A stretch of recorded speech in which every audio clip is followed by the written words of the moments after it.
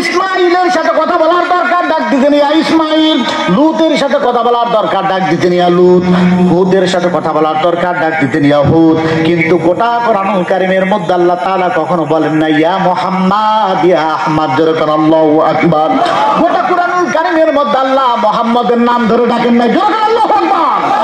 আল্লাহ তাআলা এইভাবে ডাক দিতেন না। কি সম্মান আর কি মর্যাদা আল্লাহ তার হাবিবকে দিয়েছেন, চিন্তা করা যাক। আল্লাহু আকবার কাবীরা। আল্লাহ ডাক দিতেন ইয়া আইয়ুহান নাবিয়্যু ইন্না আরসালনাকা শাহিদাও ওয়া মুবাশশিরাও ওয়া নাযীরা।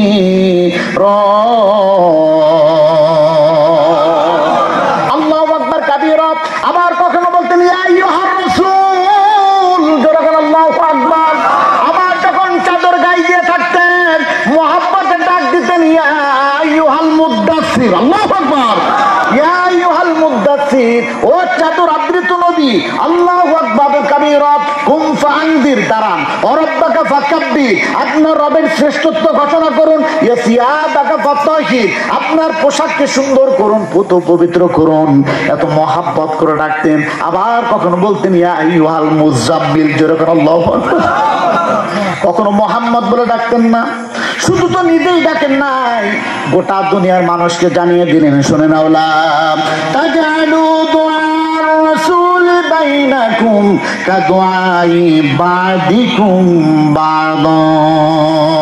আল্লাহ তাআলা বলছেন, গোটা দুনিয়ার মানুষ শুনে রাখো, ও পৃথিবীর মানুষেরা শুনে নাও, আমি আমার নবীকে কখনো নাম ধরে ডাকি নাই। তোমরা যেমন একজন আরেকজনকে নাম ধরে ডাকো, আব্দুল্লাহ, আব্দুর রহমান, গাফফার, সাত্তার বলে নাম ধরে ডাকাডাকি করো। খবরদার খবরদার, তোমরা আমার নবীর নাম ধরে ডাকবা না, যেরকম সুবহানাল্লাহ। নবীর রওজা শরীফ দেখে মন ভরে না, নবীর রওজা শরীফ দেখে মন ভরে না। দিদার দাও গো শাহে মদিনা, ইয়া রাসূলুল্লাহ ইয়া হাবিবাল্লাহ, ইয়া রাসূলুল্লাহ ইয়া হাবিবাল্লাহ, যেরকম আল্লাহু আকবার। বন্ধুরা আমার, এই পরিমাণ সম্মান আল্লাহ তাআলা তারে দিয়েছেন। শুধু তাই না, আল্লাহ তাআলা বলছেন লাকাদ কানা লাকুম ফি রাসূলিল্লাহি উসওয়াতুন হাসানা, যেরকম আল্লাহু আকবার। আল্লাহ তাআলা বলছেন, ও দুনিয়ার মানুষ শুনে নাও, এমন কোন আদর্শ নাই যেটা আমি মুহাম্মদুর রাসূলুল্লাহর মধ্যে দেই নাই। সব আদর্শ মুহাম্মদের ভিতরে দেওয়া আছে, যেরকম আল্লাহু আকবার। আরো যেরকম আল্লাহু আকবার। শেষ করবো? শেষ করবো? তাহলে একটা তাকবীর হবে, লিল্লাহি তাকবীর।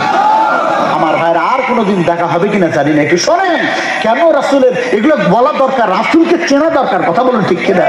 আপনি বাবার আদর্শ কার কাছ থেকে নেবেন? সলিমুদ্দির কাছ থেকে, কলিমুদ্দির কাছ থেকে? কলিমুদ্দি থাকলে আবার রাগ করেন না, আমি তো আপনারা কই নাকি। কলিমুদ্দির কাছ থেকে আদর্শ নেওয়া যাবে না, নিতে হবে মুহাম্মদ সাল্লাল্লাহু। আচ্ছা, বাবা হিসেবে কেমন ছিলেন তিনি বলবো কি? আচ্ছা, আপনি চিন্তা করে দেখেন কেমন বাবা ছিলেন মুহাম্মদ। যে সমাজে এক